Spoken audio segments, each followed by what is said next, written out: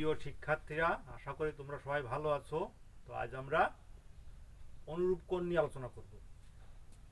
অনুরূপ কোণ কাকে বলে বা অনুরূপ কোণ কি?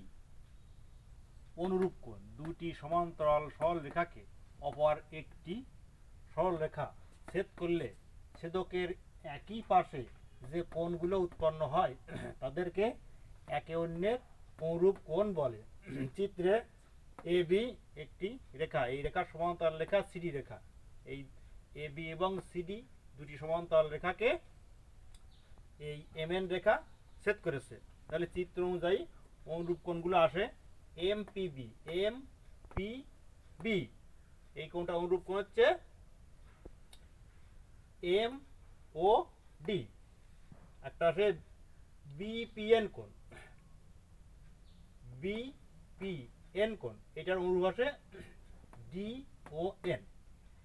এই সাইডে দেখি এ পি এম কোণ, এই কোণটার অনুরূপ কোণ সি ও এম কোণ। আর একটা আসে এপিএন, এপিএন এই কোণটার অনুরূপ কোণ সি ও এন কোণ।